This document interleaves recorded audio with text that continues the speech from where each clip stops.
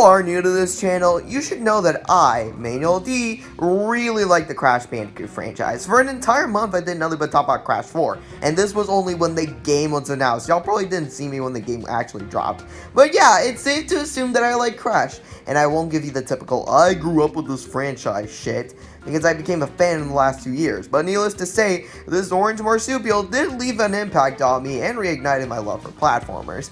And it seems that this year's his 25th anniversary, so I wanted to do something special. I first thought of reviewing the original trilogy, but honestly, that isn't enough, so I thought, hey, how about I review every single mainline Crash game? And so this project came to be. Now firstly I want to set a couple of rules, and by rules and by a couple I of course mean one. That being that I won't be talking about really obscure Crash games or phone games, so you won't be seeing Crasher in the Run or the Tiger XL Crash games. Yeah, sorry Mr. Chrome fans, however many of you guys are, but everything else is still fair game, including them. But with that out of the way, let's begin this long adventure through the Crash series.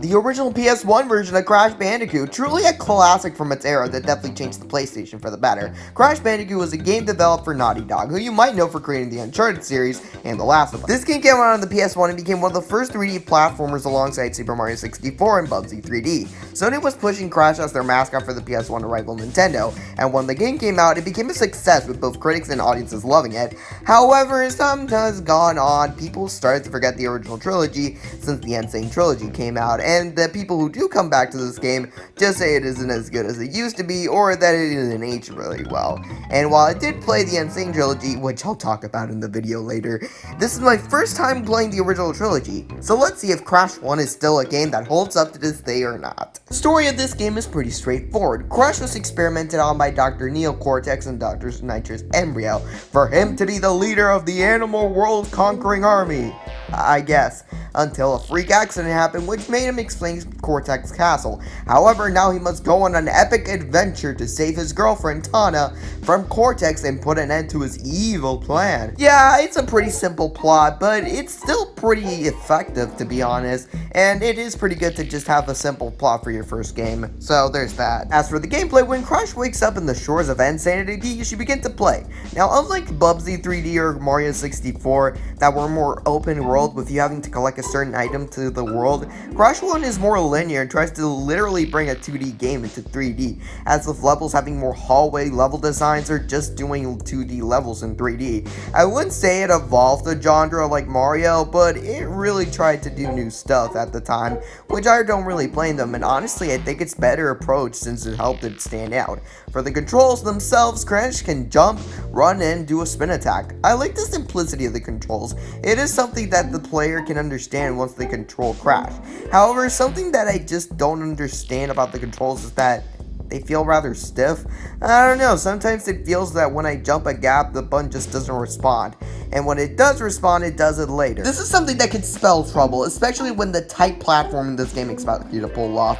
For example, in the boulder chase levels where the camera is literally against you, and the most painful of all and my least favorite levels, the dark castle levels where you practically have to pull blind jumps and pray that you don't get hit or die. Because if you get hit, then Aku Aku goes away, and that means that the light also goes away. So you practically need to run in the dark without seeing anything. And that is such bullshit. Oh, speaking of not dying, this game managed to do something really dumb, that being that in order to get any gem in this game, you not only have to hit every crate, but also not die. Now this isn't bad in terms of something like the color gems, but normal gems as well. And like I mentioned before, the controls in this game aren't really the best, and the level designs can be hell at times. So getting all the gems in this game was awful, and something about the boss fights just don't do it for me. Compared to the level, the bosses just really seem really easy, which is a shame since the bosses themselves have incredible designs. Now I know I bitched about this game for a bit, but I still don't hate it. Stuff like the music and visuals still hold up pretty well in terms of the PS1 looking games. But overall, Crash 1 is a game that is pretty alright for the most part. I respect it for what it introduced to the series, but it definitely shows that this is the first game in the franchise, and their game itself is just pretty mid. Overall, not gonna lie when I say that I'm pretty disappointed.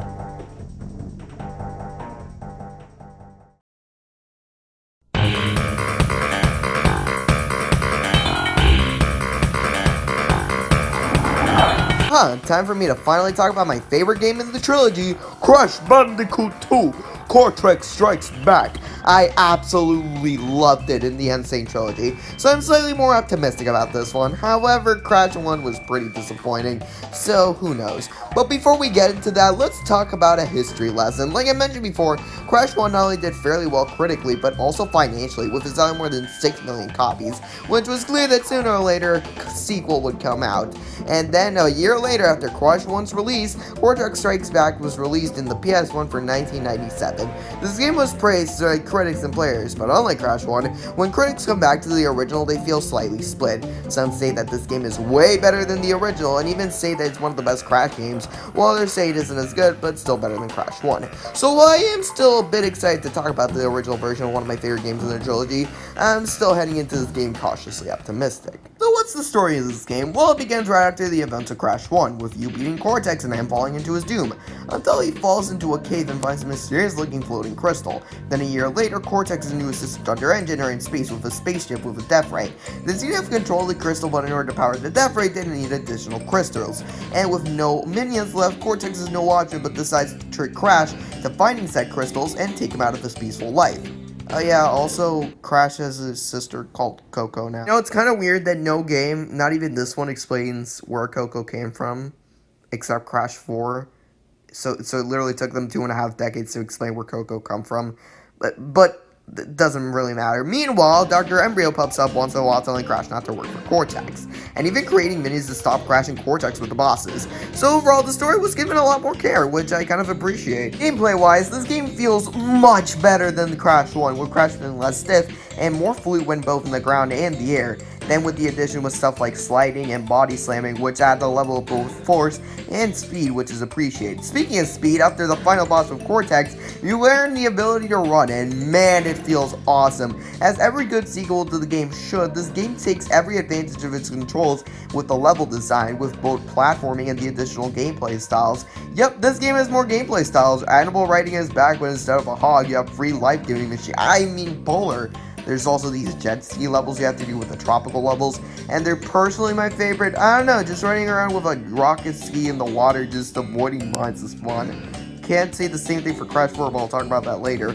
And the jetpack levels are pretty mediocre in both level design and controls, which is really disappointing since they used them in the game style for the final boss. And I'll talk about the bosses later. Visually, just like Crash 1, this game still holds up pretty well in both models and backgrounds. I love the redesign they gave the existing cast, but also the design of the new characters such as Engine and Tiny Tiger. Completion in this game was fixed for the better. For one, you can die and get a clear gem, and there's a box counter which makes it infinitely better than Crash 1. But my problem comes in especially with the hidden levels. But to a more positive side, the bosses in this game are my favorites in the franchise. Ripperoo had a major glow up than his first gameplay counterpart, and the characters are a pretty step up from the game. The Komodo Bros are simple yet visually interesting bosses. Tiny Tiger's just a deadly game of hopscotch. The Engine boss is a pretty interesting subversion, since instead of normally attacking him, you hit him with Wumpa Fruit. And Cortex is the final boss. A boring final boss, but yeah, I can't defend him, he sucks, but the bosses are definitely a step up.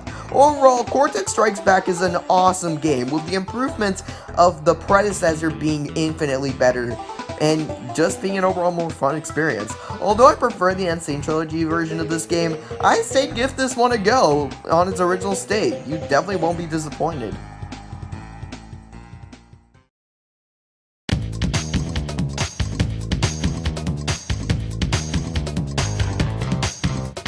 And so we have reached the end of the trilogy with Crash Bandicoot Warped. Crash Bandicoot Warped came out just like Crash 2, with it coming out a year later after the success of the game prior to the PS1 in 1998. Players loved the game and the diverse gameplay, and critics to this day still consider it to be the best game in the franchise.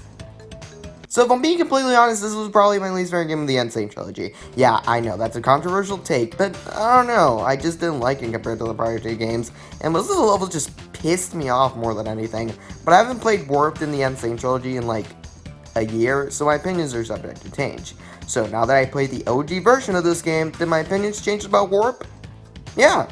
The original Crash Warp is honestly pretty good. Now, just like Crash 2 started, Crash Warp begins with Embryo using a laser from all the gems he collected, blowing a Cortex spaceship base thingy, but the remains of Sid's spaceship laser thingy destroys a temple that holds an unspeakable evil, aka Aku Aku's twin brother, apparently, Uka Uka. Man, that's such a clever name. Anyway, Uka Uka isn't too happy about Cortex's recent failures, so he gets mad and still spares him since the remains of the spaceship thingy set him free. But he still has his own plans with the different time periods using a time twister with the help of a newly introduced villain of the franchising, not too nefarious Tropy. So now it's up to Crash and Coco to go to different time periods to collect crystals and gems to stop Uka Uka, Cortex, and the rest of the Rogues Gallery they meet along their journey. Compared to Cortex Strikes Back, Warp feels like a more simple story. Well, more simple than 2, and even 2 wasn't even that complicated. But there's nothing wrong with that. I honestly prefer this type of story for this game.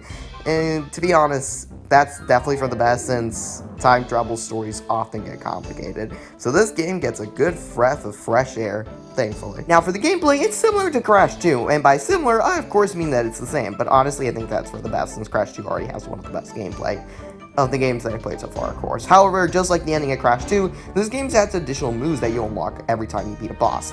There's 5 of them. A super body slam, which I barely used until it was necessary. A double jump, which I think was really useful, especially with tricky platforming. A deadly tornado spin, which was used repeatedly, that it makes Crash spin longer and faster. Well, and hell, you can even use it to glide in the air. A fruit bazooka, which like the body slam, I didn't use often. And the ability to run, which is especially useful with the time relics. Speaking of which, time relics are a newly introduced collectible that you can get while doing time trials in a level, which each of them having 3 varieties that said blue, gold, and platinum, with platinum easily being one of the hardest. And yeah, these can be a hassle if you don't know what you're doing, but the new moves that you can get in these games are great, and they're definitely used wonderfully in the game design. Now let's talk about one of the most iffy aspects about the game, that being the numerous new gameplay aspects they add in this game. Animal riding is back, but instead of Polar you get a tiger named Pura, and you can play as Coco instead of Crash, which is a nice change of pace. There's also new stuff, for example, scuba diving levels, motorcycle levels, aircraft levels, and jet ski. Now for context, I fucking hate the jet ski in the Insane Trilogy. I get why later down the line, and I'll explain more, but I was dreading coming back to this, and honestly, it isn't that bad. Honestly, it's definitely better by surprise too. The controls of the G feel much better, and they honestly were my favorite songs of the game. So, you know what? There's that. Nice job, OG. Speaking of the music, this game has one of the most iconic OSTs of the entire series. Not my favorite, mind you, but one of the most iconic. Well, I did say that Crash 2's boss lineup is really good, and my favorite, I would definitely say that Warp comes a close second, having some really fun boss fights, with my favorites being Cortex, DylanDoodle, and Tropy. And that was Crash Warped, and honestly, I liked it. Warped isn't my favorite in the trilogy, but man, it does a lot of wonders in a lot of departments, like the visuals and a lot of new characters that they added. And while I'm not a big fan of the new gameplay styles, I still say that this game is honestly incredible, and I say give it a go. It's pretty damn fun. Although play the OG, the Insane Trilogy one was kind of trash, but I'll get into that in a bit.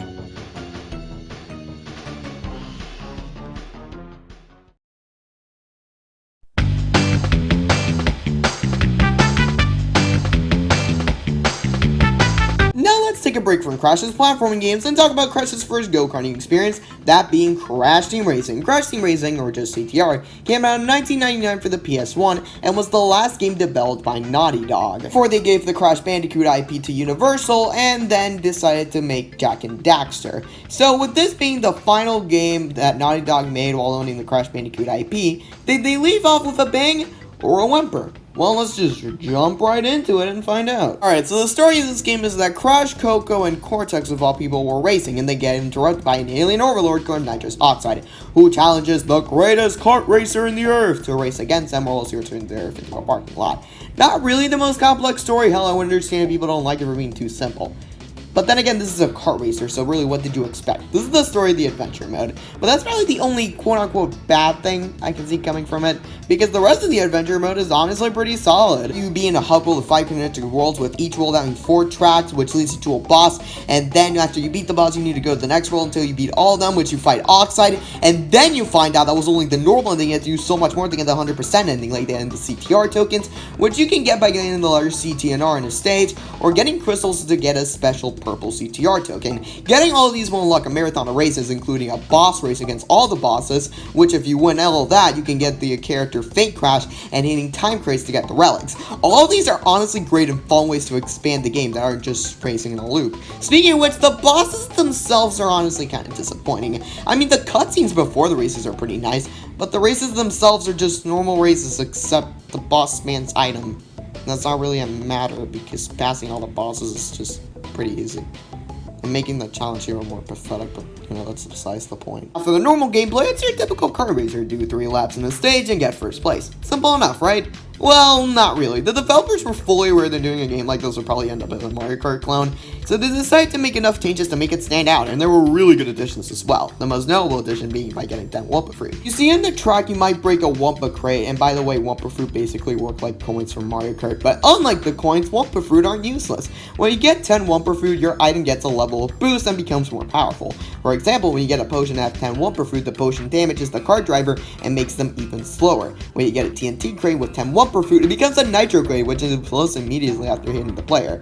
And apparently, you might also get a level of kart speed, which is either A, never happened to me, or B, never noticed. Another aspect which differentiates this game from other Mario Kart clones is how you gain speed. Case in point, power boosting. Unlike other kart racers, you have to drift a meter that fills up, and after you hit it with the perfect timing, you get the ability to boost 3 times, which you can chain more and drift even more with items and hitting boost panels. With all of this, you can see CTR having a more level of speed, unlike Mario Kart, and yeah, that's true, and it's so much fun seeing how fast you can go. That's just scratching the surface, because its remake CTR Nitro Field, let's just say that that game's sense of speed makes this game feel like nothing, but we'll get to that when the time comes. As for other aspects of CTR, I love the music of this game. Hell, I would consider it my top 3 favorite soundtracks in the franchise. Themes like Hot Air Skyway, Oxide Station, and Dingo Canyon to name a few of my personal favorites.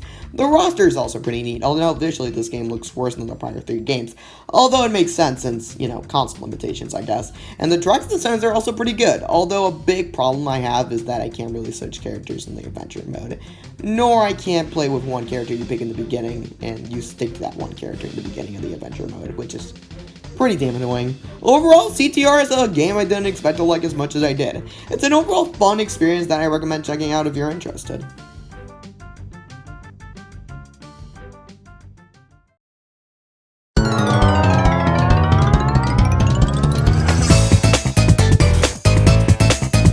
Now we have reached what many fans like to call the post-Naughty Dog era of Crash Bandicoot, starting off with Crash Bash. Crash Bash is the final PS1 game that came out in the year 2000, published by Eurocom, who you might know for releasing games such as Family Feud for the Genesis, Spyro Hero's Tale, and GeForce for the PS3. Now, there's not much to talk about this game's history other than it's the first non-Naughty Dog Crash game, and it's most likely made to rival Mario Party, and the reception towards this game was fairly mixed unlike the others. And I, of course, think that it's fairly mediocre. But why is that? Well, let's just jump right into it and find out why I think Crash Bash is just not good, yet not bad, just mediocre. The story of this game is pretty simple. Well, more simple than any other Crash game. In a random temple in outer space, Aku Aku and Uko are arguing whether good or evil is stronger. So in order to find out, Aku Aku wants to do a contest with 2 different teams. The good team consisting of Crash and Coco, obviously, but there's also DylanDoodle and Tiny Tiger. And then there's the evil team that consists of Cortex, Koala Kong, Embryo, and a new character introduced to the series, Rillaru.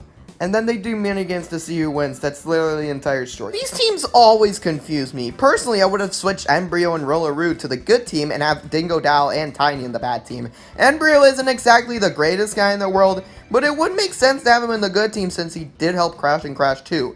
And at this point, Rillaru is kind of a blank space. Having him in either team wouldn't matter. but it would make more sense to having already existing villains to be on the evil team instead of the good team. The story is basic as fuck, even for party game standards. And that's kind of a shame. Of course, this is a party game. The story isn't really the main priority here. Instead, what most people are here for is, well, the gameplay. In the adventure mode, there are warp rooms in which there are multiple minigames and boss fight in the end. Now, I really couldn't find a great way to explain how the gameplay is, other than explain what each minigame is, so I guess I'll do that. The first minigame is called Ballistic, where you have to shoot balls into your enemy's goals. Basically, it's just air hockey with 4 players against each other. It's probably my favorite considering how fun and chaotic it is when more balls pop up. Then another one of my favorites is called Polar Push, where you basically have to ride polar bears and knock the enemies off the stage.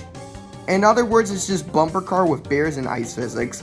Pogo Pandemonium is next, and this one just isn't fun. This is one you have to go around painting squares, and the person with the highest points win. Crate Crush is a minigame where you throw blocks at enemies until they die. Not much to say, this one's just there. Tank Wars is the next, and it's probably the minigame that felt the most chaotic. I'm not saying it's good, but it's chaotic. It's basically a tank minigame, except you move slowly, and then it gets really boring until they get annoying. That's just about it. Crash Dash is just fucking awful. It's basically you and the opponents driving against each other in a small-ass track with awfully sloppy controls. Finally, we have Medieval Mayhem, which is, this one is probably the most interesting out of all the other minigames because every time you play it, it turns out to be different. And the only thing that they have in common is the medieval thing. Now I know what you're thinking. Manuel, what the hell? There aren't that many minigames. And yeah, that's true. And that's because there are only variants of the minigames I mentioned. Name an example of what I'm talking about. In the level Crash Dash, there's a monster in the middle attacking you. Or for example, in the level Ballistic, there's a variant where Engine appears and spams balls at you. Not gonna lie, while I found these variants to be interesting, personally I just think that they're pretty lazy. And then there are the bosses, which I think are pretty for the most part. I would consider Bear Man Eater and Oxide to be my favorite, although Bear Man Eater would probably be the only one I consider semi-decent, since Oxide is just a game of Crash Ball without the actual challenge.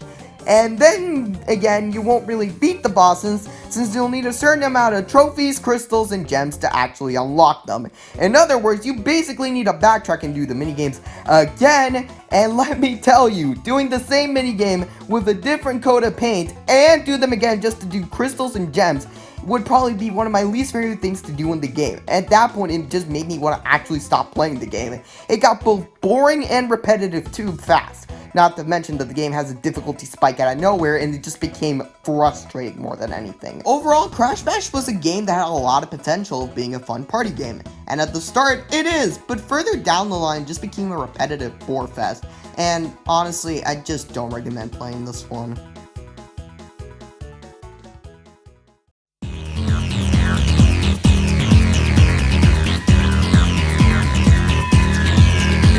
And so we have reached the first intermission of this video, as this is where the PS1 era of Crash Bandicoot ended. Overall, even though I was coming in with either neutral or even low expectations, I have to say that I'm really enjoying these games so far. And as for the ranking, Cortex Strikes Back is currently #1, with the lowest of the list being Crash Bash. So with that out of the way, let's head into the PS2 era. Or rather, where Crash games started to expand on other places that weren't the PlayStation, I guess.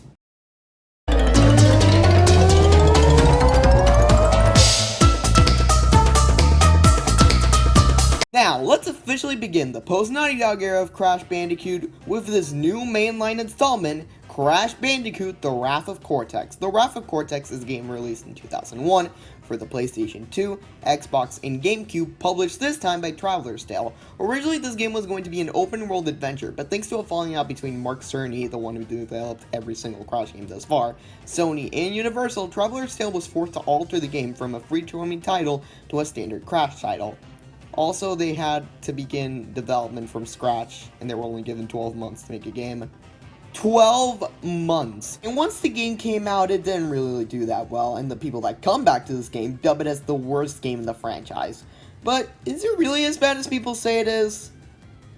Yeah, the story begins with Uka Uka insulting the other Crash villains for failing to rule the world. However, thanks to Engine literally screaming it out, Cortex reveals that he has a secret project in the work, and then Uka Uka suggests this of awakening a new set of masks called the Elementals, which you can guess by their name are masks that control the elements, which he can give to the new mutant to help and destroy the orange marsupial. So then a tidal wave, a volcano, a thunderstorm, and an earthquake happens at the same time. Aku Aku suspect that this is Uka Uka's doing, although then again, that just sounds like a normal day in Florida, but that's besides the point. After meeting up with Uka Uka reveals that the elementals themselves, which by the way aren't really that interesting or good villains to begin with. So now it's up to Crash and Coco to stop Cortex, his new mutant, and the elementals and save the day. The story is just kind of there at this point. The concept with the new mask in the Crash world seems like an interesting concept, especially with Aku Aku hinting that they might be too unstable to control, but they never really do anything with it, which is kind of a shame. As for the gameplay, this is what I like to call Crash Bandicoot Warp 2. Now it's worse. It's not even like an insult, that's literally what it is. You go into a warp room with 5 different worlds, get a power crystal and gem. You beat the boss and you unlock the next world with you getting collectibles like gems and relics, and unlocking a 6th different world with getting the relics. Now, there's nothing wrong with keeping the same structure as the last mainline game as long as you change or improve some stuff here and there. Just look at the new Super Mario Bros. Games. The structure of each game is exactly the same, but at least they do something to make each game stand out. However, other than the level themes, Crash Bandicoot The Wrath of Cortex is just warped, but worse. Start with Crash's movement, and he plays fine, I guess. Like, he definitely feels more like he did in Crash 1 more than in Crash 2 or Warped, even with additional moves. And yeah, speaking of additional moves, the only new one is literally just used for you to walk past really specific Nitro crates for some reason. And as for the level design, thankfully they managed to complement Crash's gameplay, and sometimes you even get to play as Coco in some areas. And again, like Crash, he's fine, I guess. She's just like Crash, but with a crappy spin. But the most infamous part about Wrath of Cortex is the vehicle levels and how many of them are in this game. There are way too many of them for me to name in this entire segment, so I'll name 2 of my favorites and 2 of my least favorites. For the best, I like those asteroid levels with Coco. They reminded me a lot of the plane levels in Crash Warped, and the Atmosphere where you can ride a ball, and it's honestly pretty great to use. As for the worst, the one where you have to race against Cortex's henchmen in a Jeep sucks because they're basically the bike levels in Warped, and especially the fucking underwater levels. I already hated the water levels in Warped, but having you use a bigger machine that dies in one hit and moves slow as fuck just sucks any of my enjoyment I had. Which, by the way, was none to begin with. The bosses are honestly pretty weak, but to give more elaboration, the boss that you'll be fighting throughout the entire game is the new mutant introduced in this game, also known as Crash Bandicoot. First of all, I really like what they had going on with this concept. He's pretty much the thing that Crash was going to turn into if the evolve rate didn't malfunction, and at first, he seems promising. Then they didn't do much with him, so having a weak villain with the already added very mediocre elementals make the bosses pretty mid. The only one I somewhat liked was the final boss, since they have all the elementals and Crunch fighting against you, and that's really cool. Now, this is a game that seems to be going in an F tier kind of way. Is there anything that I can call outright good about this game? Well, yeah, ladies and gentlemen, the soundtrack. They feel like a Saturday morning cartoon with how full of energy some of these tracks sound, and every track fits perfectly with its respective level, and it definitely saves this game for me for being an awful experience. Overall, while there is a little bit of things that I like about this game, Wrath of Cortex is a game that I'll definitely will not be coming back to.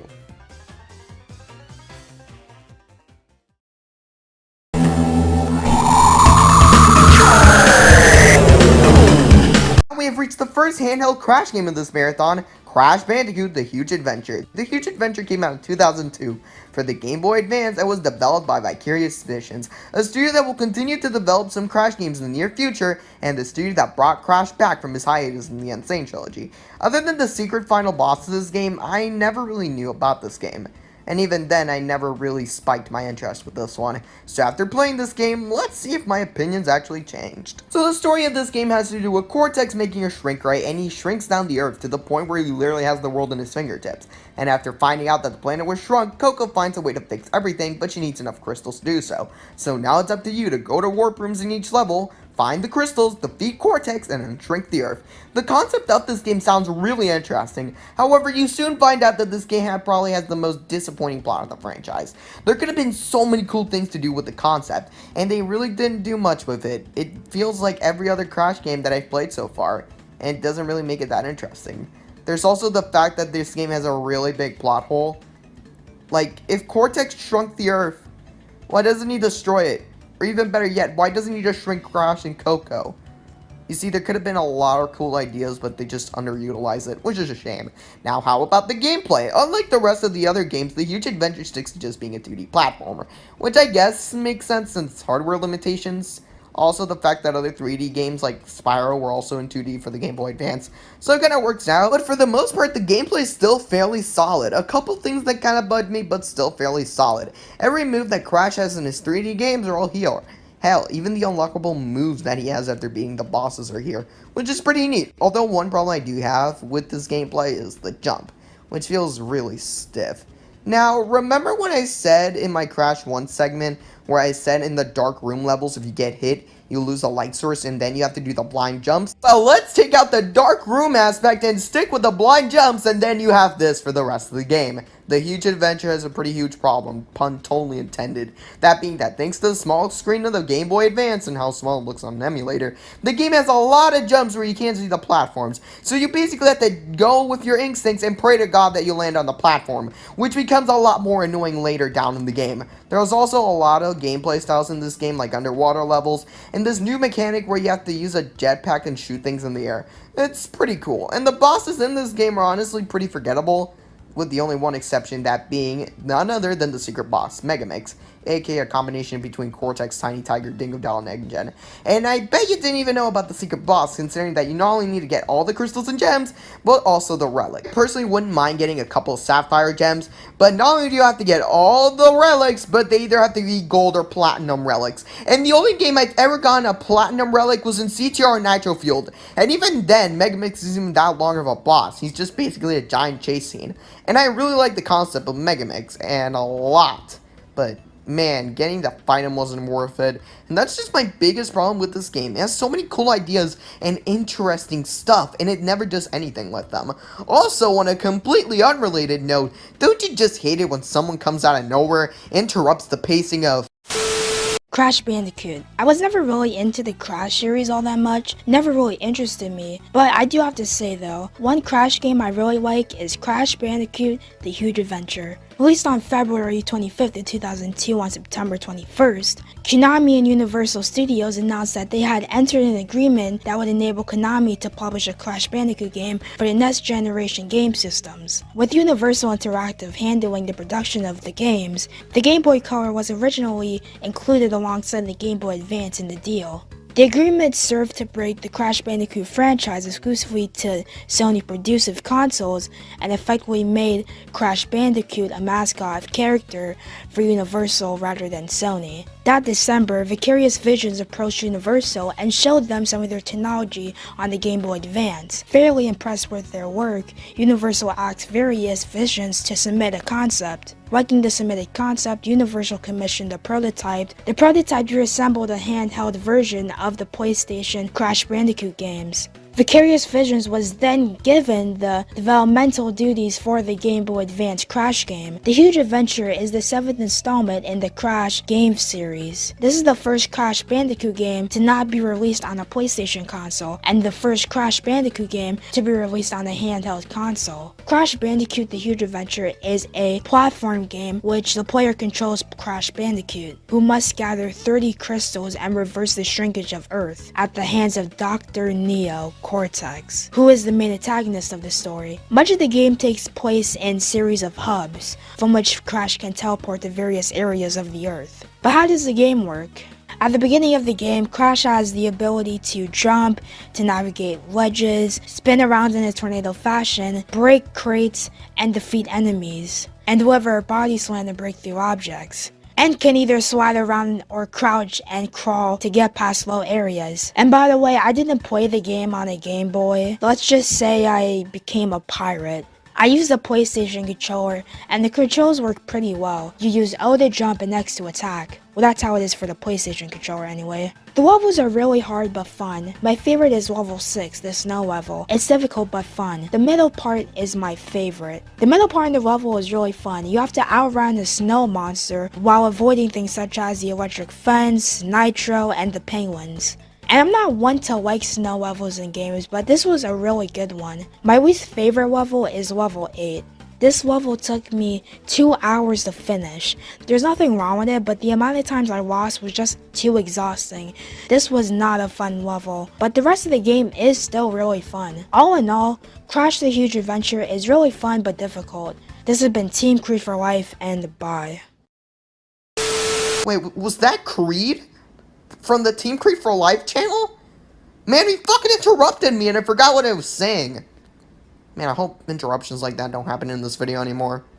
They won't happen anymore, right?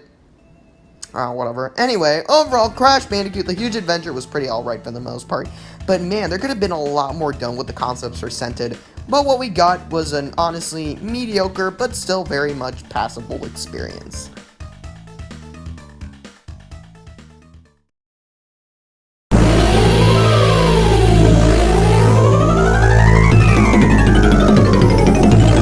You know, it's kind of weird that this game got a sequel, but Crash Bandicoot Tranced is the Game Boy Advance game that came out in 2003 and was developed again by Vicarious Visions. Now, unlike The Huge Adventure, I didn't even know this game existed, but apparently it does.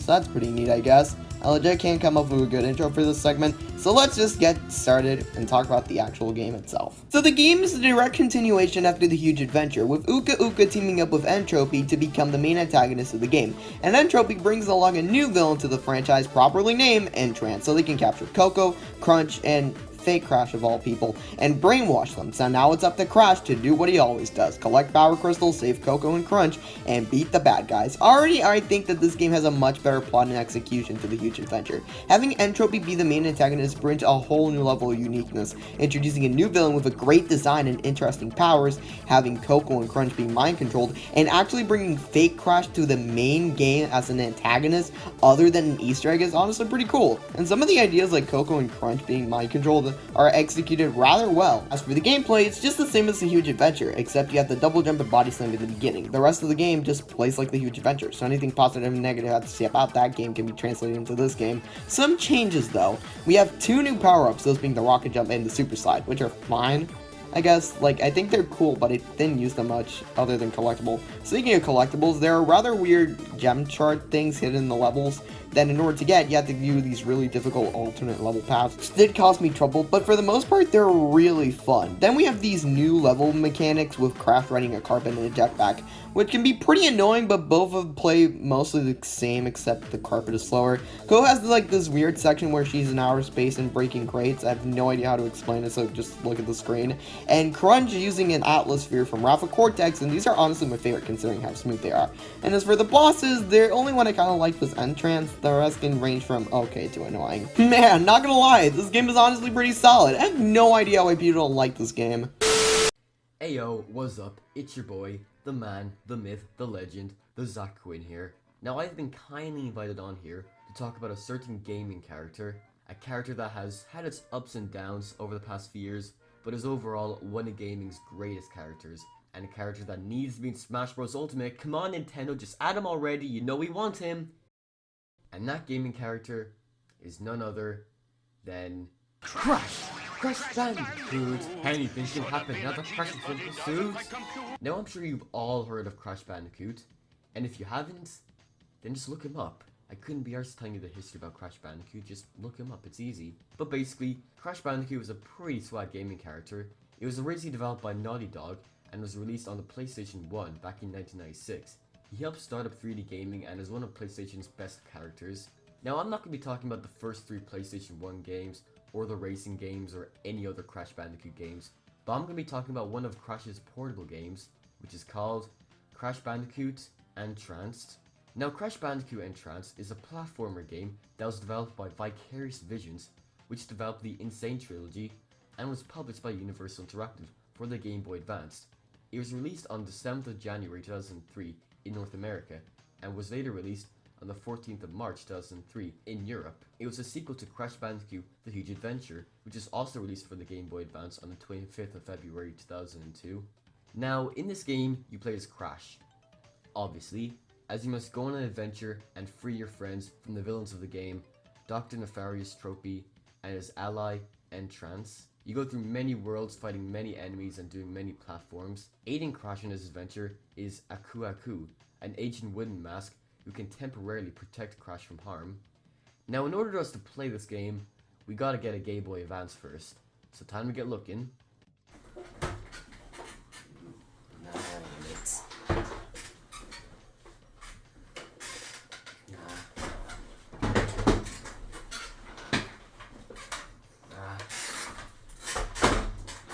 There we go. play some Crash and Tranced. Now let's talk about the good aspects of this game. First of all, the music in this game is surprisingly amazing. Even though it's on a very limited console, the music is really good. The game's composer, Manfred Minzer, did a fantastic job here. I could definitely listen to this music for ages, it's so good, I highly suggest listening to it. And in terms of other good aspects, the graphics for a GBA game in 2003 are not bad. Sure, the models are compressed as hell and they can be very choppy, but for a GBA game it's really good. It's clear they were trying their absolute hardest to make the most out of a portable system. Like, they're putting a gaming franchise that's mainly on a home console onto a very limited handheld console. It's still really impressive how they're able to fit this big game onto a handheld. Now, another good aspect of this game is its gameplay. There are some really fun and creative levels in this game. They even do these cool looking 3D levels. My favorite level will probably be the water level. It's just so much fun to play on. The levels and worlds in this game are definitely my favorite aspects of this game. Now, while there are a load of good aspects to this game that I love, there are some minor negatives with the game. First of all, the cutscenes are nothing really special. They're just still images of the characters with text on the screen. I know it's a GBA game and they couldn't really fit full cutscenes in, but they could have at least made it look semi-good, you know? These cutscenes are so boring. Why isn't there any movement? And also, while I did say the gameplay is pretty good, the movement can be a bit dodgy sometimes on the characters. Controlling Crash can be pretty difficult sometimes, but you do get used to the controls after a while. And those are the only really negatives I have with the game. Aside from those small gripes, it's still a pretty fun and good game. It does have its flaws, with its main flaws being on the handheld and how they couldn't really fit a lot of stuff on, but I would still really recommend playing the game if you've got GBA lying around, and €10 plus an extra €10 for shipping. Anyway, this has been ZacQuinn, and remember, Shark Tale on the PS2 is a masterpiece, and shall always be held in high regard. So this whole people coming to this video thing is actually going to be a recurring thing, huh? Alright. Overall, and Tranced is honestly an improvement from the huge adventure. Sure, there are some problems here and there, but this game just felt like a more enjoyable experience. Definitely do recommend checking this one out. Not gonna lie, all these GBA Crash games have been pretty solid for the most part. Hopefully this next game will be as solid as the rest. Bruh. What the fuck? Now this game is a weird case since I was doubting and putting it in this video, but it is considered a Crash game, so here we are. Crash Purple is fucking shit. There's literally no other way for me to put it. Everyone in the Crash community has said this, game reviewers have said this, and even diehard Crash and Spyro fans hate it. So already, I had some pretty high expectations. And after playing it, the only thing left in my mind was, why? Why did I play this? Why did I spend an entire day emulating and completing this game? It feels awful. This game is just awful.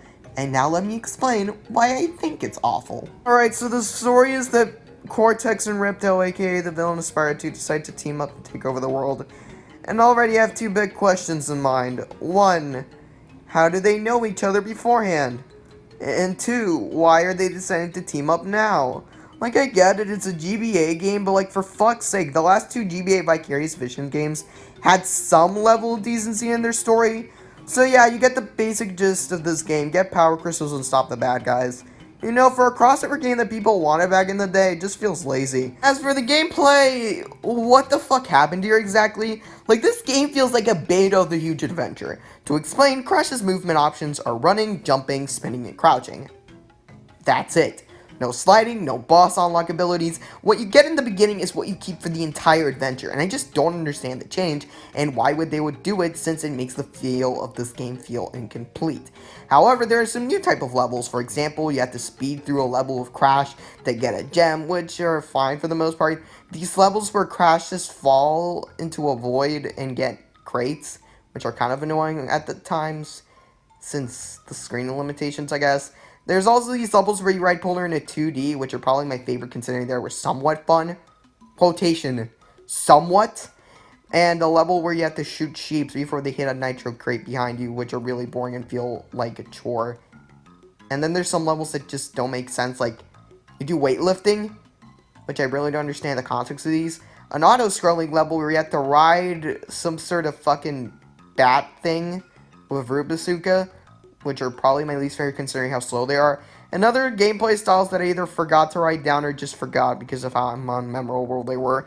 Yeah, sorry if this segment was shorter than the rest, but I'm honestly struggling to find something positive or even negative to talk about this game. This game is just really uninteresting. Hell, I don't even know how to end this segment. This game is just bad and boring, and just, like, definitely don't recommend this one out.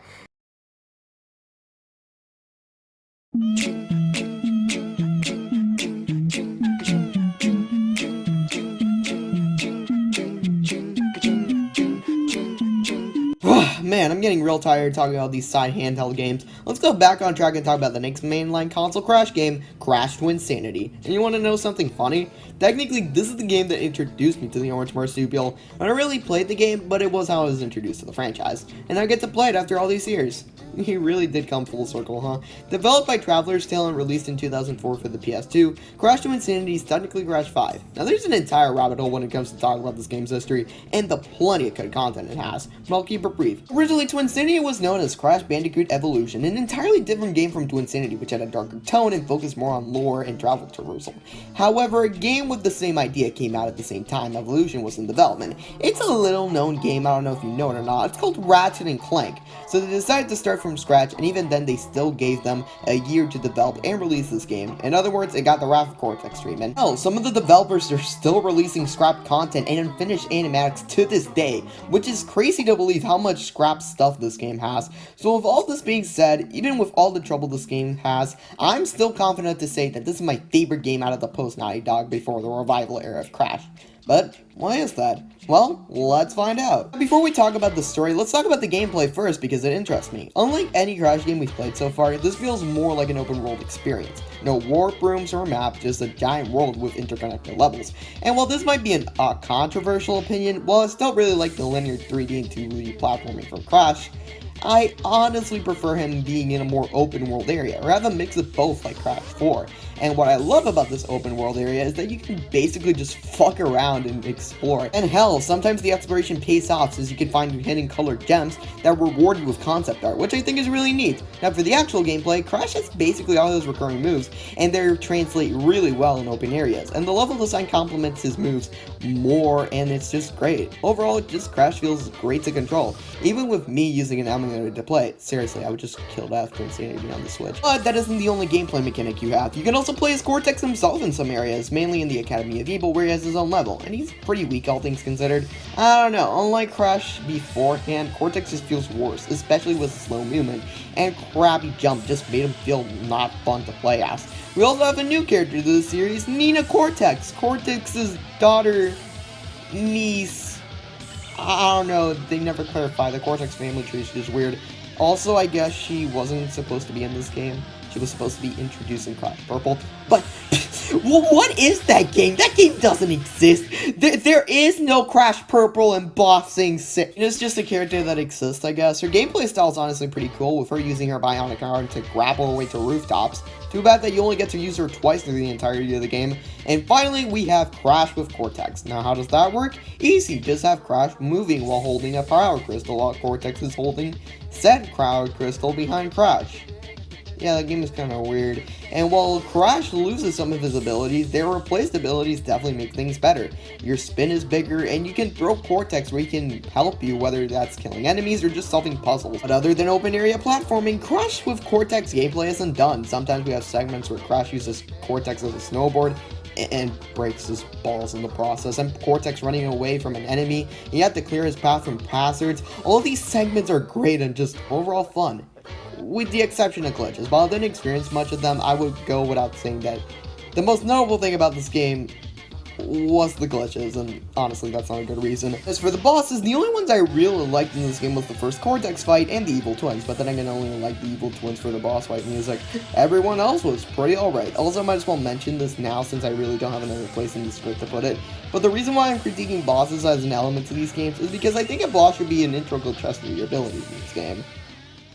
Anyway, where was I? Anyway, back to Twinsanity. Now for the story. This game takes place after Wrath of Cortex, with Cortex and Uka Uka landing in Insanity Beach and then stranded in a block of ice. Cortex manages to freeze Coco and then tricks Crash by dressing up as Coco.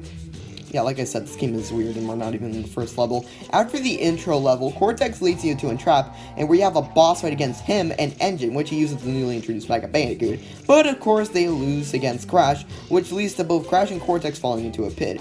Finding a crystal and then leaving the cave, they meet the evil twins. And after that, some stuff happens that involves Engines and the other doctors. But to explain the main emphasis of the plot more clearly, Crash and Cortex need to team up, go to different dimensions to stop the evil twins from world domination. Like any other Crash game, it does have a simple plot, but one thing that this game has is a more cutscene driven story, which means that we get to see more of the writing.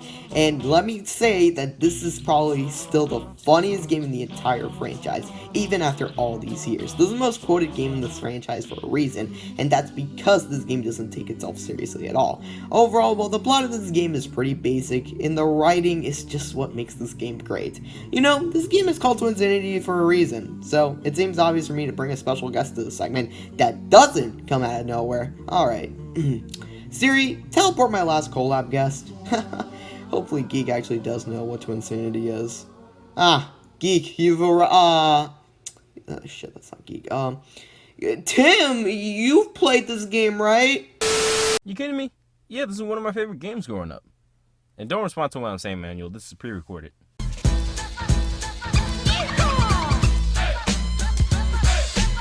Crash Twinsanity begins with Cortex freezing Coco, and Cortex tricking Crash, following him. And it's funny to see all of Crash's previous foes, even though we don't really fight him. We defeat Cortex and he is pissed. Later, we run into Cortex's old pets, Victor and Moritz. They come to tell us our plan. It's pretty much world domination, nothing extra. So it leads to a team up between Cortex and Crash. So think of it as Sonic Lost World, but a bit more fun. The writing for this game kills me. It's too funny, bro. Well, the past few years have kind of been slow. Wrath of Cortex didn't do as well as we'd hoped, and I know the game was rushed, and yes, I did notice the many glitches, but it's still fun. I love the open level design. I love the places you can explore. And the soundtrack, it slaps. The opening theme is so catchy. The song that plays in the snow level definitely hits. And man, these boss encounters, all of them have amazing songs. Engine Fight slaps. The Aku Aku song slaps. This soundtrack just hits different. Gameplay wise, it's hit and miss. They hit mainly because I think Crash controls pretty good. His jump is a bit too heavy, and his slide jump is a bit pathetic, but besides that, I like it. The levels perfectly capture what Crash is about. Exploring these stages to find gems and occasionally power crystals. You don't only play as Crash, you can play as Cortex for like one level, and you can play as Nina in like one level, but they're fun. And you'll also get those moments to where Crash will grab onto Cortex, and the both of you make it out of whatever. And the jump is a bit worse, but still fun. And lastly, we have the parts where we have to clear a path for Cortex, and we also start to sled down some snow with Cortex. And that's about it. I don't want to take over this video because it's not mine, but I love Crash Twinsanity. It's easily one of my favorites of the post Naughty Dog era. Okay, this script was way longer than I thought. My bad, bro. Overall, Twinsanity is one of my favorite games out of this era of Crash Bandicoot. When it falls flat with its shortcomings, it definitely makes up with its fun writing, amazing gameplay, just great stuff. Overall, this is a game that I'll definitely be coming back to. Seriously, Activision, put this game on the Switch, I swear to God.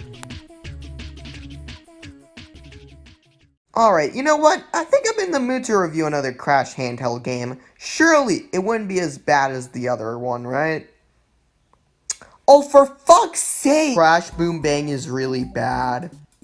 I would have ended the segment there, but I need to explain why it's bad. Crash Boom Bang is a game that came out in 2006 for the Nintendo DS, and it was a successor to Crash Bash. It was also developed by a Japanese studio called DIMS, which you might know is the first Japanese studio to ever develop a Crash game, which makes sense to why the characters look different. And fun fact, this is probably one of the worst selling Crash games in the franchise. Man, Crash had it rough in 2006, huh? Anyways, that's all it is to the history and the fun facts about the history of this game. Let's just get this over with. Okay, so the story is that this millionaire guy called the Viscount wants to find the... And I actually can't believe it's actually called this. The super big power crystal, so he comes up with a plan to have a competition to help him find it. That's it. That's the entire plot of the game.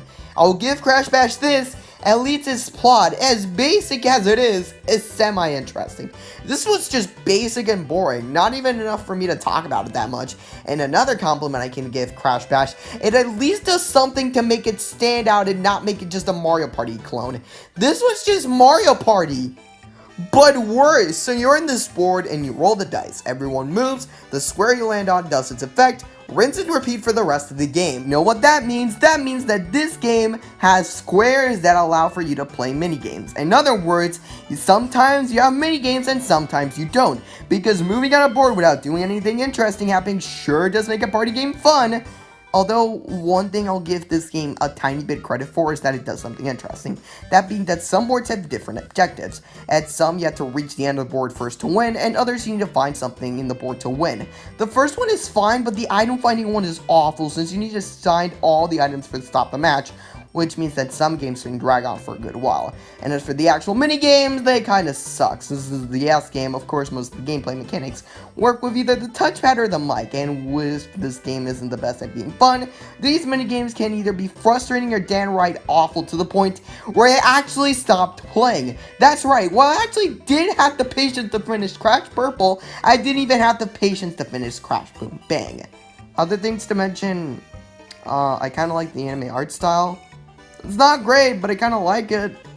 The Viscount is pretty interesting, I guess. He's not good, but he is interesting. I like this design. There are these motion panels that are pretty annoying. Like the boom and the bangs that appear in the minigames. Yeah, those things are pretty annoying. You know what, I literally cannot come up with anything else to talk about this game. Crash Boom Big is just boring. Like, I can't even find something shit or even interesting to say about this game. I can't even come up with an interesting way to end this segment. It's just bad. Not as bad as Purple, but really bad.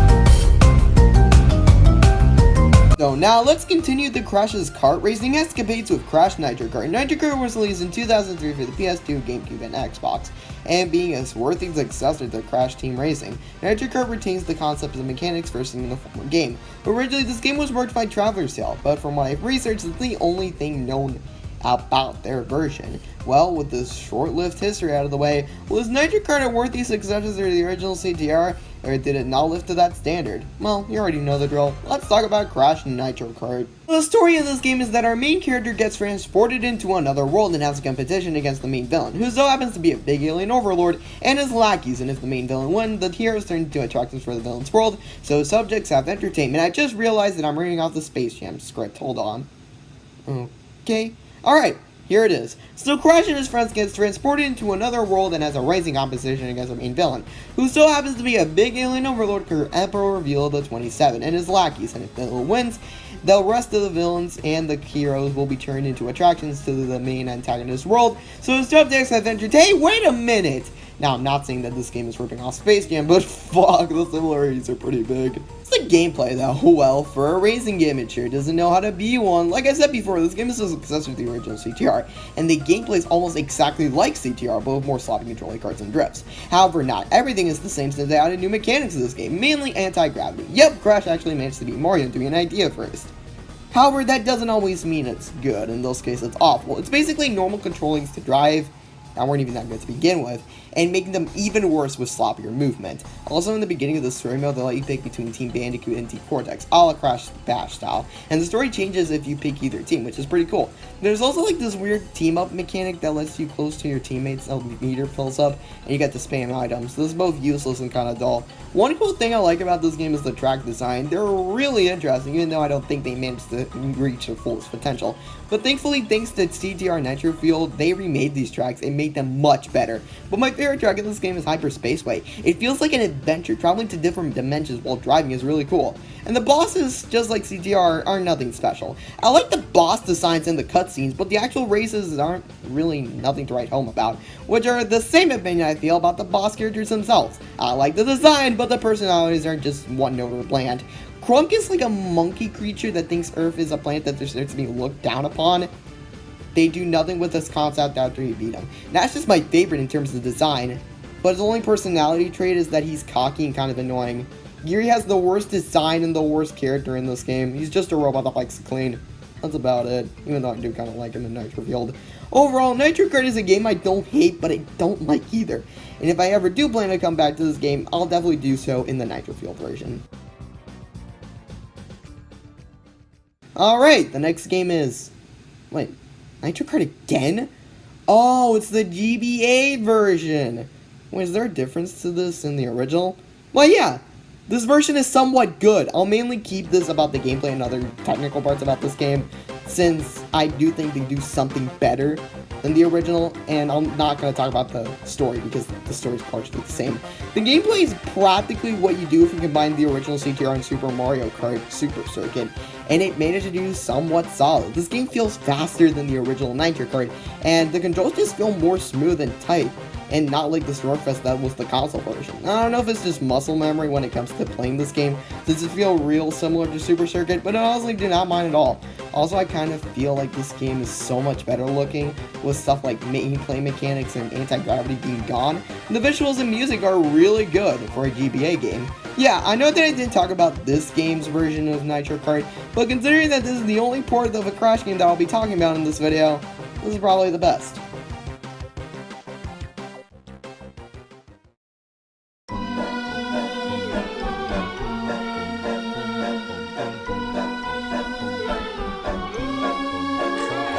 Now, let's end off the final racing game of this era with Crash Tag Team Racing. Tag Team Racing is a 2005 PS2 game developed by Radical Entertainment and the final Crash racing game that isn't a remake. Originally, this game was supposed to be a rather sequel to Twinsanity, with it taking place in Crash's mind, but they decided to scrap it and went with this. Now, this is a weird one because over the course of the last year or so, many reviewers come back to this game and have really split opinions on it. YouTubers like Black Mage Benjamin and Wumpa Lewis come back to this game and say it's good, while other YouTubers such as Kadikarus and C Crazy G come back and say that it's really bad. So in hindsight, it must be one of those games that I have to say that it's the most fun in the franchise.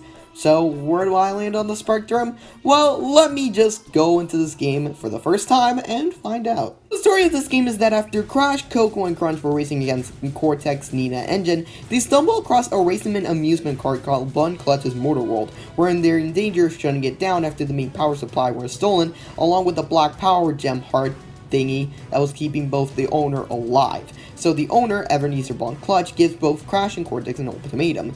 Give him back the power source and his heart, and whoever gives it to him first gets the park in return. The concept of this game is so odd, yet it works in his favor at the same time.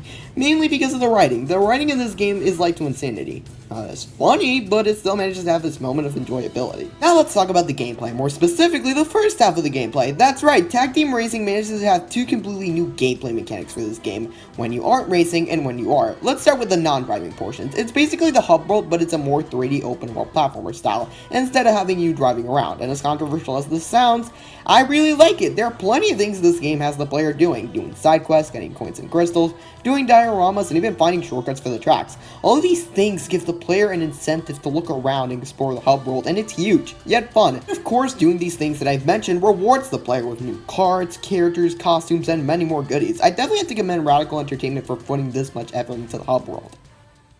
If they only put this much attention to the actual driving in the game. The driving in this game isn't as bad as Nitro Kart, but man, it feels so fucking slow. Everything feels heavy, from the drifting or just drifting in general. Everything feels real. The main mechanics for this game is the clashing mechanic, where you have to join forces with another kart for a faster speed boost and a big weapon. Another choice, if you want a chance to win, you better clash with somebody. But the thing is that two of the main characters have the most broken weapons, those being an Engine and Crunch. So basically, if you want to breeze and win this game and just cheese it, you either have to witch those two. There's also like this stunt arena, which is honestly pretty cool. You get to do tricks, and the more tricks you do, the more you do. You know, it's kind of fun. There's also acapella in this game, which is again done by Spiral Mouth, and as always, they do a great job. Overall, Tag Team Racing is a game I just really confused with what to think. It's a game that's negatives and positives manage to outweigh each other and make them just feel neutral about this game. The story is mid, but its writing is fun. The hub world is great, but the driving sucks. This is the most split I've been in a game in a long time. So, I'll just leave it at this. Tag Team Racing is great when it's not doing the actual driving.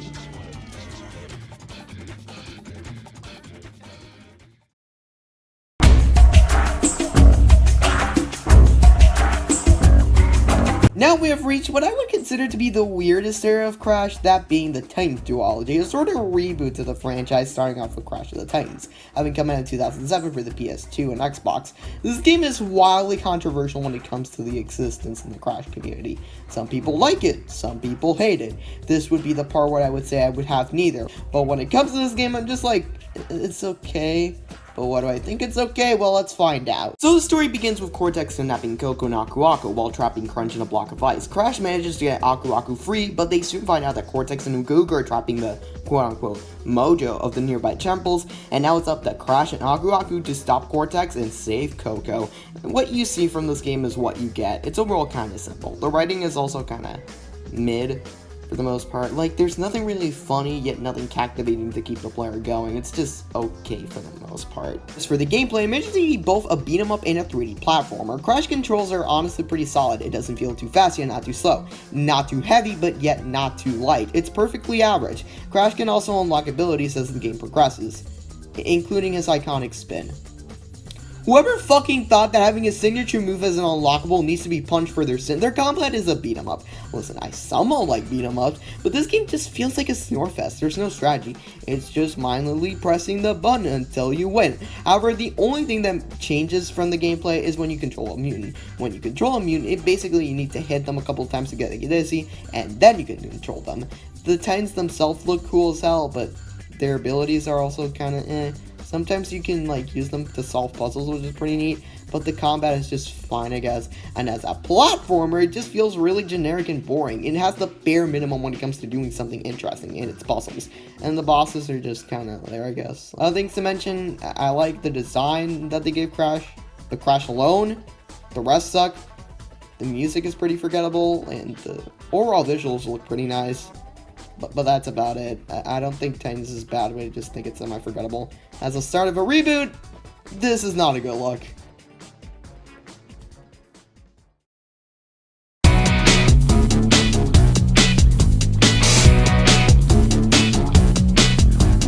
Yeah, so I'm really tired and fucking whatnot. Just know that the only thing I like about this game is Embryo and the animated cutscenes. The rest is just trash. Anyway, so here's my friend Ramen, who's going to talk about the game positively. And yeah, I just know I gave this game like a D tier. That's about it. This game is just really worse than Titans. Yay! Hey Raz, what are you playing?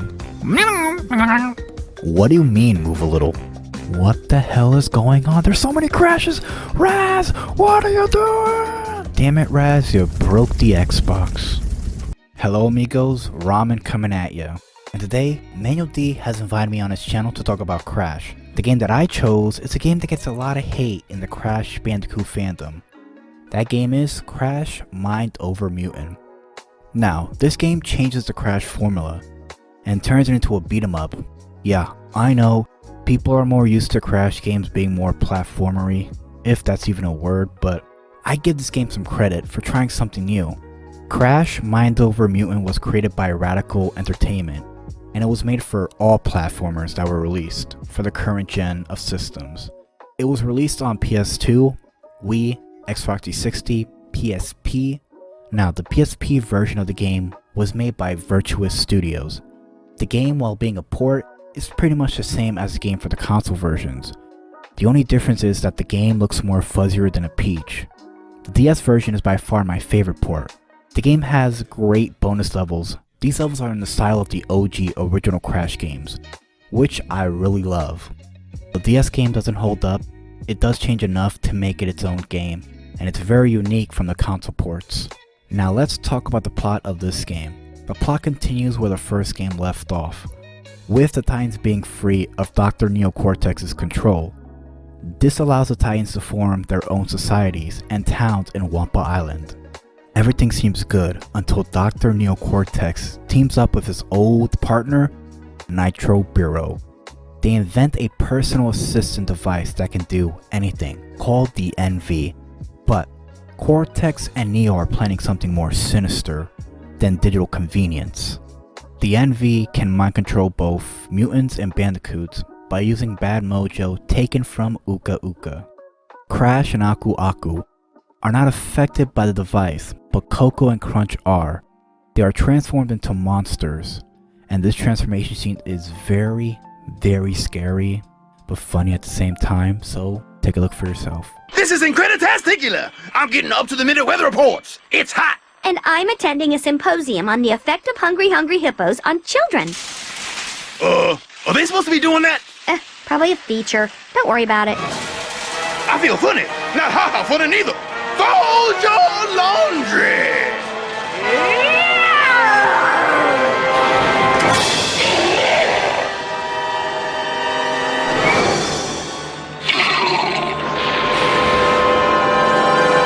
Terrifying. So, your main goal is to defeat Coco and Crunch and break them free of their mind control. Once you save Coco and Crunch, you set out on a journey to defeat Cortex and Nitro Bureau. Along the way, you might run into recurring characters from the first game. Nina in this game is sidelined to being a small boss battle that can be easily beaten if you are a pro and know how to time your moves right. What I really love about this game is that they incorporated so many art styles into each cutscene. I really like replaying these cutscenes just in case I miss something. It's really a fun watch, and it's like you're watching a animated movie, but each animated clip is a different art style. It's pretty cool. I also like the mechanics in this game. There are a few changes here or there, like the ability to upgrade Crash's moveset. And then one of my favorite mechanics that's not in the first game, but it was a must, is allowing you to store your Titans in your back pocket, so you can use them for later. Now in the first game, you were restricted to go certain places with Titans, but in this game, you can get your best Titans and kill your enemies quick. Now, what I don't like about this game is the amount of backtracking you have to do. There is no need for backtracking in a game like this. I know it's an open world game, but for a game like this backtracking doesn't really reward you. Well, yes, technically the game does reward you with costumes and concept art. The backtracking is not fun. Another great addition to this game is that the Titans have a little bit more lore. Each Titan has a village that you can explore. In these villages, there are locals you can visit. The locals are pretty cool. I love seeing the different species of Titans, and it's nice to interact with them sometimes. While yes, sometimes the villages are a bit barren and sometimes they're a bit empty, it's nice to know they gave each Titan a little bit more individuality. I like that. They're not just props for Crash's amusement, they're actual creatures you can care about. While yes, this game might not be everyone's cup of tea, this game does add a lot of replayability, and the open world makes this game feel a little bit more alive. While yes, the lack of a good story does hinder the game a little bit, it's still a Crash game with the characters you know and love. With that being said, my name is Ramen, you have a good night.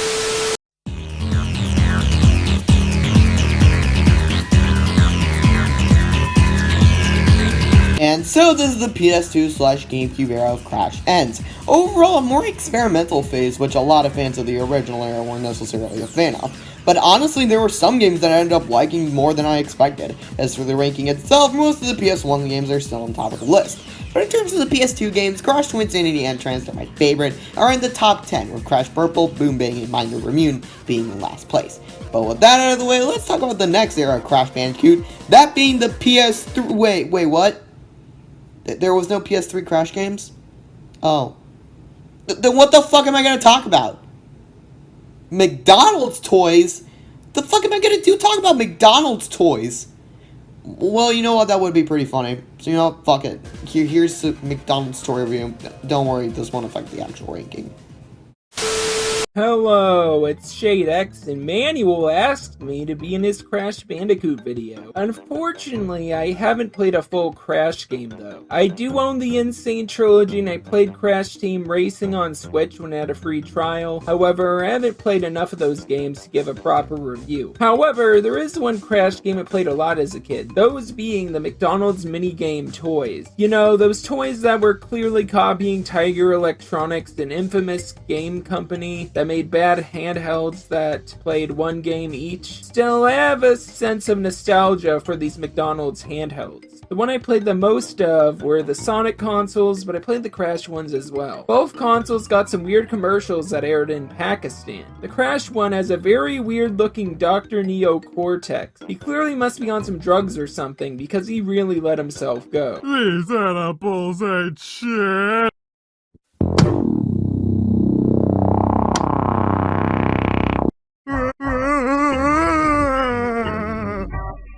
Why am I driving in a Pakistan McDonald's commercial?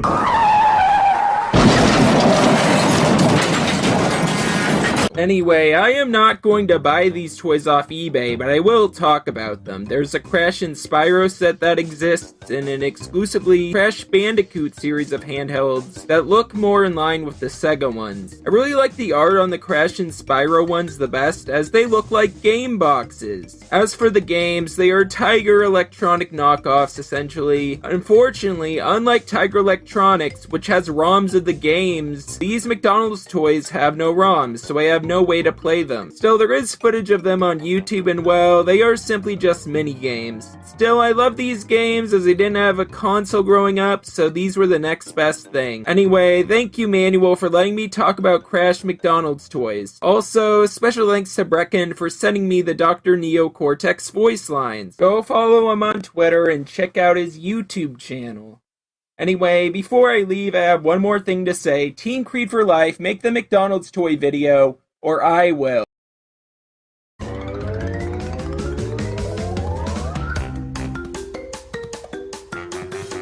And so we have finally reached what I like to call the revival era of Crash Bandicoot, starting off with the game that brought the game back to the spotlight, that being Crash Bandicoot, the Insane Trilogy. Crash Bandicoot, the Insane Trilogy is a 2017 platform game developed by Vicarious Visions and published by the devil, I mean Activision. It's a compilation of remasters to the first three Crash games, Crash Bandicoot, Crash Bandicoot's Cortex Strikes Back, and Crash Bandicoot Warped. Well, not only did this game do financially well, but critics absolutely loved it, with them saying that not only did this game revive the Crash series and reborn the remastered treatment to games, but it was also the thing that brought platformers back to life. And while I really like this game, I don't think it's amazing. Now, don't get me wrong, I really like this game. I think it's great. But calling it amazing is personally giving it a little bit too much credit. I love for what it did to the Crash franchising, bringing it back. But honestly, there are a lot of problems that just hold it back for me thinking that it's an absolute 10 out of 10, or even a 9 out of 10. So let me explain why. First, let me explain the stuff that I really do like. Visually, this game is fucking spectacular. Vicarious Visions really did take to heart the whole entire Crash Bandicoot being a cartoon thing, and I think it really does fit well as a cartoon inspired by the Looney Tunes. The squatch and stretch, the expressions, everything fits in so well. And the backgrounds themselves also look fucking spectacular. From the beautiful nature of the woods to the more mysterious yet scary tombs of Egypt, everything looks incredible and yet fits the cartoony style that Crash is looking for in this game. As for the level design, they're literally ripped off from the original OG trilogy, so everything positive that I can say about those games can be applied to here. And then we have those two extra levels they added for DLC for free, those being Stormy Ascent and Future Tense. Stormy Ascent is a scrap level they had for Crash 1 for being too hard, and they decided to add it to this game. And yeah, it's really hard. It took me more than 100 attempts to beat it normally, and I couldn't even bother getting the relic in this one. And then we have Future Tense, an original level made by the team in Vicarious Visions for Crash Bandicoot Warped, and it's definitely the hardest level in that game. And honestly, it's probably one of the best level designed I've seen in the Crash game so far. Every unlockable ability that you've had so far is put to the test here, and I think it's fucking amazing. To the point that I definitely can't judge anyone that said that Vicarious Visions are ready to make their original 3D Crash Bandicoot game. And then we have the music, my favorite aspect out of this entire game. Every piece of music of the OG game has been remastered and done justice in this game. From the epic boss battle themes, from the more calm music of the original levels. Everything here is just great. So what do I not like about this game? Easy. The fucking controls. Now the best way for me to explain the controls in this game is let's put between Crash 1 and Crash 2. As in the more fast-paced movement of Crash 2 is there, but the stiffness of the jumps definitely do come from Crash 1. And honestly, they just get annoying at times. And sometimes in the other levels with the different gameplay mechanics just feel worse. Like the polar and the fucking jetpack just feel okay, I guess. And then we have the jet ski levels, which have been done to shit. Honestly, one of my least favorite aspects out of this entire game. Anyway, I can't really come up with like a clever segue for Mr. DylanDoodle to talk about the Insane Trilogy, so yeah, here's Mr. DylanDoodle. Hey everyone, my name is Dylan and I'm here in this Manual D video to talk about the 2017 game called Crash Bandicoot Insane Trilogy. If you didn't know, I'm a big Crash fan. I remember playing the game on my Nintendo Switch and I really enjoyed it. The game was developed by Vicarious Visions and Toys for Bob, and damn, they really brought Naughty Dog's original Crash games back to life. The visuals of this game look phenomenal. There's not much I can say regarding them other than the fact that the developers did a fantastic job. I'm happy to see the original soundtrack back in a crisper and higher quality. I really like the soundtrack and it helps make this remaster that much better. The game itself is a lot of fun. It contains the original game's challenging and occasionally punishing platforming, while still feeling like a fresh new installment in the series, thanks to the visual and audio upgrades. The Insane Trilogy contains 3 Crash Bandicoot game remasters: the original Crash Bandicoot, Cortex Strikes Back, and Warped. While I love all 3 of these games, the first game was definitely the weakest of the bunch. The game is still a lot of fun, don't get me wrong, but it's different when compared to the other 2 games. The first lacks a lot of the fun platforming challenges of the second and third game. I still love the first game though, it's a lot of fun to play through. Cortex Strikes Back is the best of the 3 games in my opinion. I enjoyed it a lot. It was definitely a big step up from the first game. There's a lot of stuff in this entry, making the experience a lot more memorable and exciting. Warped is also a really good game, and while I think that Cortex Strikes Back is better, I still enjoyed Warped. The games had some control tweaks and quality of life improvements that just overall made the games a lot better. The cutscenes also look really cool and reminds me a lot of how good the Ratchet & Clank cutscenes looked. As for criticism towards the Insane Trilogy, my main gripe has to be with the jet ski levels. My god, were those levels absolutely painful to play through. The jet ski controls too realistically, making it extremely difficult to collect boxes in these levels, let alone trying to get a relic. The jet ski levels are undoubtedly the worst part of the game. Other than that, I really enjoy Crash Bandicoot Insane Trilogy. It's a great return to form for the Bandicoot, and I highly recommend picking it up for yourself, since it's essentially 3 really fun games in one. Anyways, thanks Manual for having me. Check out my YouTube channel DylanDoodle, and my Twitter and Instagram DylanDoodle_. Have a good one. Overall, Crash Bandicoot The Insane Trilogy is just what it sounds like. It's a remake of the original PS1 Crash Bandicoot platformers, and honestly, I think that it's great. With its beautiful visuals, great level design, and just spectacular music. Although the controls are iffy here and there, honestly, it's a great package that I definitely recommend getting. It's definitely the best way to play these 3 iconic platformers.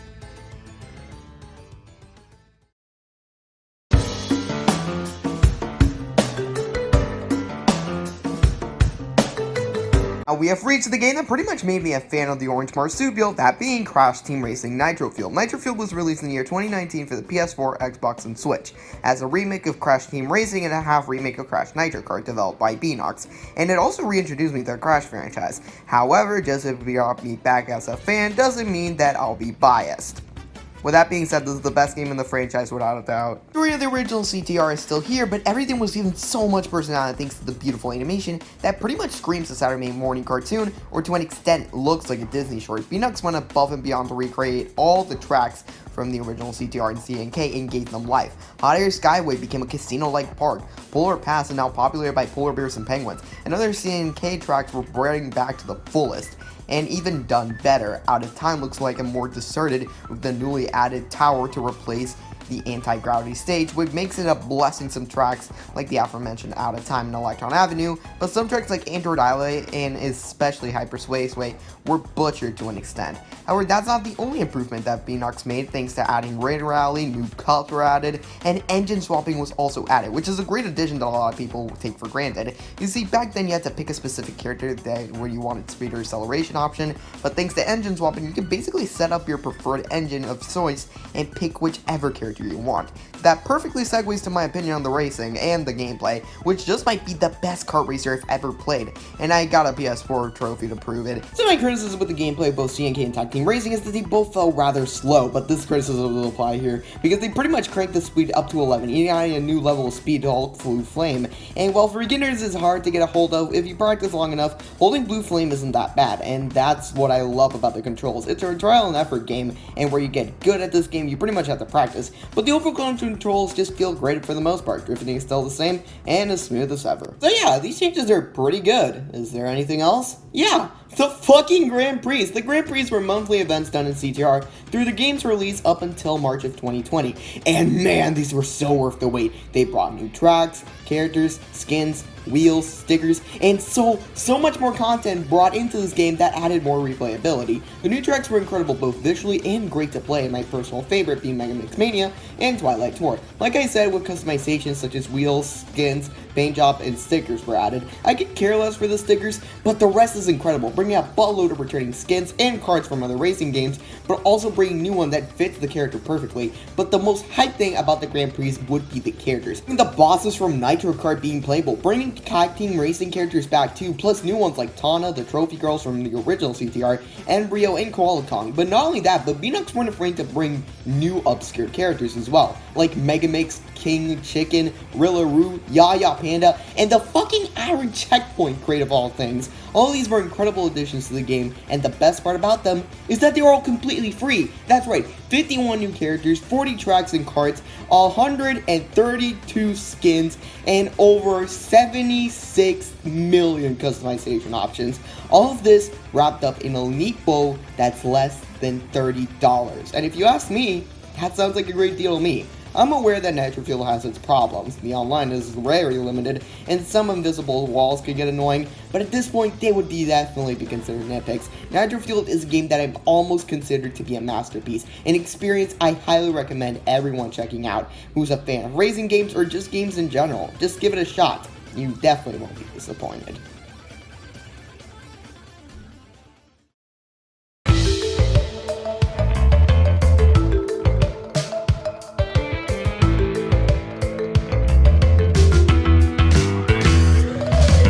And finally, to end this overlong video, we have the newest game from the Crash franchise by the time this video comes out. That being Crash Bandicoot 4, it's about time. Crash 4 was a game developed by Toys for Bob, aka the people who made the Spyro Reignite trilogy, that came out in 2020, and the first new Crash game that isn't a remake in almost a decade. And like the title suggests, it's about fucking time too. If you're familiar with my older content, you should know that I was hyped for this game. Hell, at one point I got to try the demo of the game given to me one of their representatives over in Activision, and even did a demo of my initial thoughts on said demo. And all I'm gonna say is that it was a manual D video from 2020. It was both rushed in the audio and editing department when I was doing with iMovie. In other words, it wasn't good. But even since I played the actual game, I didn't talk about it that much for some reason. But was it because I didn't like it? Of course not! I fucking loved it! I have no idea why I haven't talked about it. So let's not waste any more time.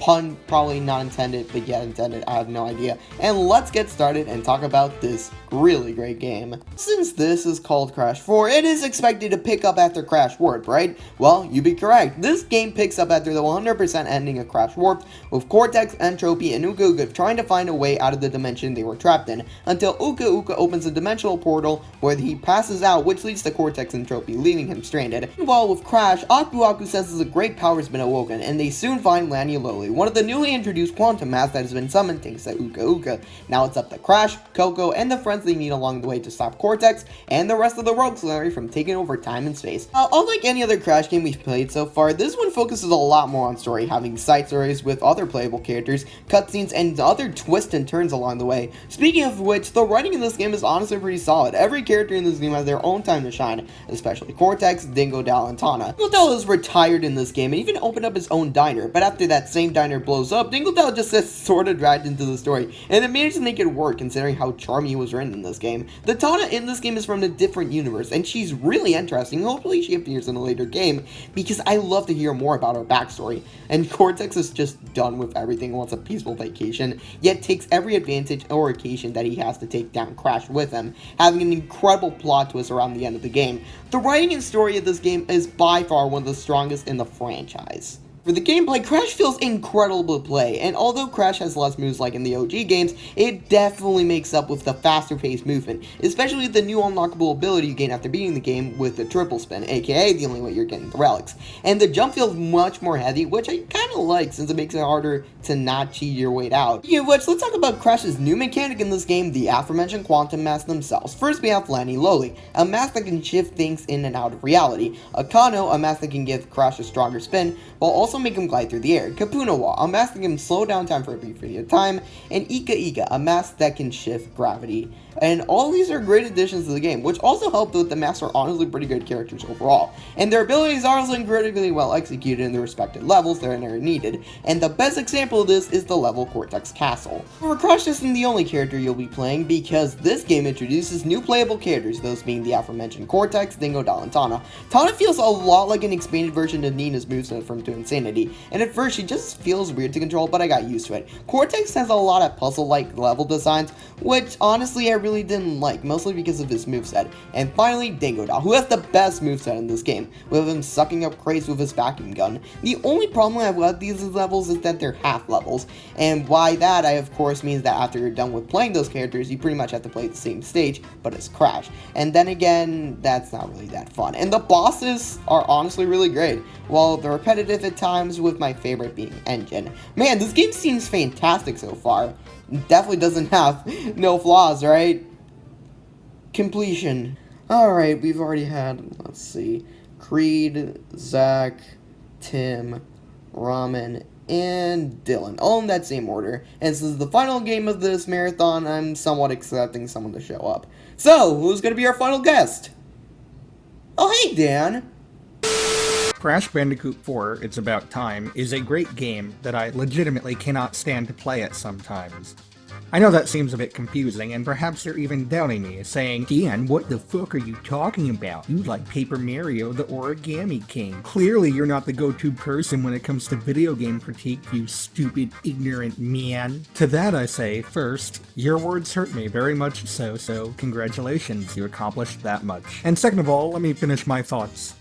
Then you can leave hurtful comments, that's totally fine. Crash 4, at its core, is the best Crash Bandicoot game to come out in the last decade, and maybe even longer than that. The game was advertised to be the fourth of the PS1 trilogy from the 90s, and in many ways, it does feel like the fourth game that we never got until now. It's still the same game at its core, going through a series of hallway-like levels where you need to jump, spin, and slide under obstacles to get to the end. Crash's controls have never felt more tight. It feels like a natural evolution of the controls from the PS1 days. Alongside his normal moves, he's been given a double jump from the start, which allows you to reach new heights. Albeit the downside is that the slide jump has been nerfed a bit, but honestly there was never a point in the game that I needed to do the slide jump to get anywhere. Alongside that, Crash isn't alone, as you can play as a menagerie of Crash's friends and foes from across the multiverse, and they all play differently enough and are very fun. For the most part. I know it seems like I'm kind of rushing through this part, but all of these things are things you've probably heard before if you've ever seen a review of this game.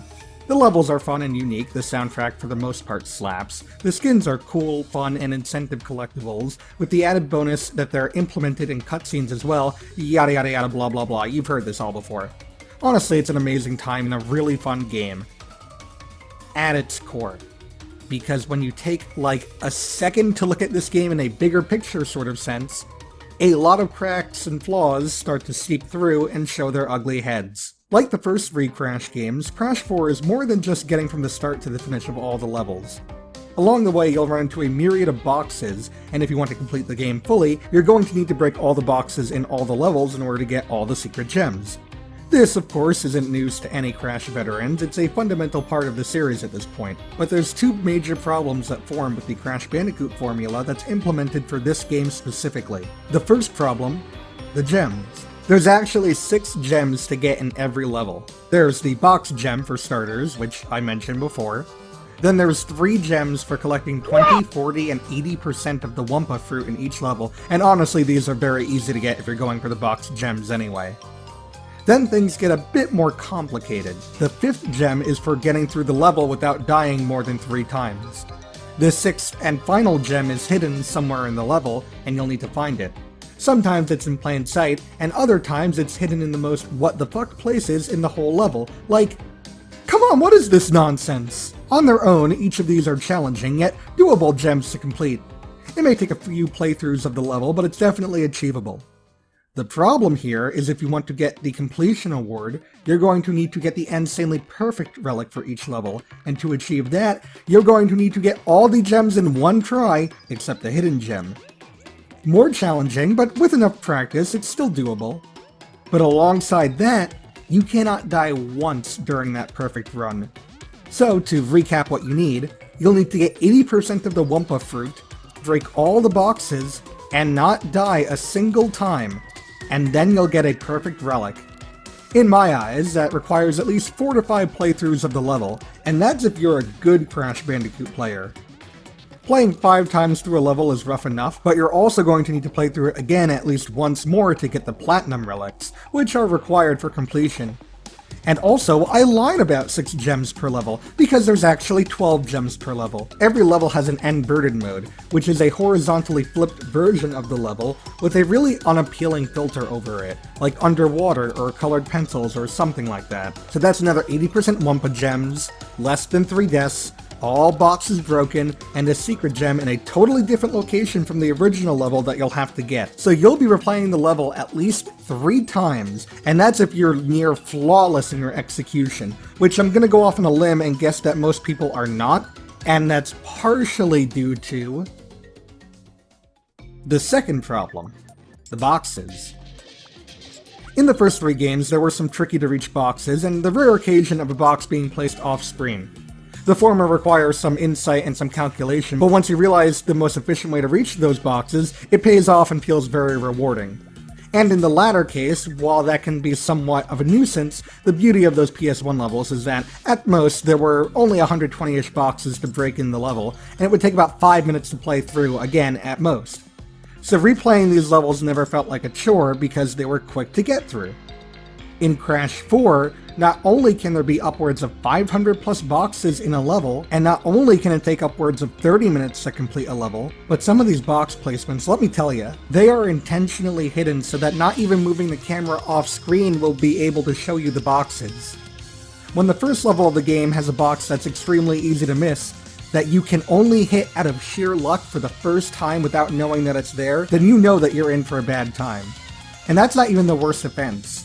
Some of these boxes are in the most counterintuitive places imaginable, and I don't think I can be blamed for missing some of these the first time around. Not to mention that some of the boxes really blend in with the wood aesthetic in some of these levels, so it's very hard to differentiate what's what in all of these. It gets to the point where at the end of the level, if I miss a box, it's extremely annoying, and I'm extremely disheartened. And again, this box placement wouldn't be so annoying if it wasn't for the fact that A, there's so many boxes in every level, B, the levels can take upwards of 30 minutes to complete, so replaying a level just twice is already an hour of playtime, and C, in order to get that perfect relic, you'll need to break all the boxes in one go and not die at all, so you could actually be spending upwards of 5 to 6 hours on a level to complete it, and that's just not fun to me at all.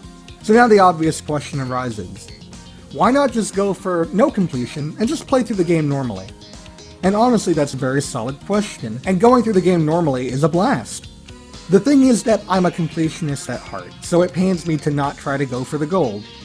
But in a more objective sense, the game touts itself as the sequel to the first 3 Crash games, and that can be seen in a lot of facets of this game. But the original 3 games not only encourage completion and replayability, they were built with that as a core fundamental, especially the latter 2 games. This one tries to pull that off, and it does in some regards, but it also tries to be bigger and better. In some cases, this works out in its favor, with the in-game costumes, the new cast of characters, and the larger scale story. But with longer levels, bigger box counts, more gems to collect, these are all fine ideas on paper and on their own, but put together, it leads to an exhausting grind that is absolutely not worth the payoff in the end. That being said, I still recommend this game. I know that this whole thing just seemed like I was ranting on the game's flaws and complaining about my lack of pro gamer skills, but honestly, it's still a really fun game at its core. Like I said earlier, I really just wanted to highlight my gripes and skip over my compliments because a lot of people have already talked about why I love this game in a better way than I ever could, but that doesn't mean that the game isn't a good time. This is a game that's a lot of fun when you don't branch from the main objective. It's a short game if that's the case, but I promise that it's a fun and worthwhile game to the Crash franchise, and a great way to end off the franchise as of now. Oh, and if you do decide to get the game, buy it third-party used from a game store, because fuck Activision Blizzard. Okay, thanks, love you, bye. Overall, yeah, I really like this game. Crash 4 manages to go above and beyond when it comes to its story, writing, and gameplay. And all completing this game is a real pain in the ass. It still did not ruin my enjoyment of this game. And if this is the reaction that Crash is going to take in the future when it comes to his games, I definitely cannot wait to see what comes next.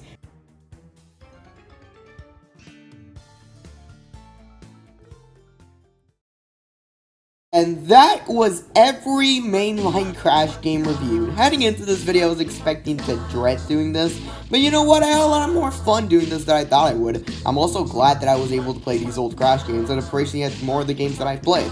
So, overall, yeah, I had fun making this, and I'm glad I did it.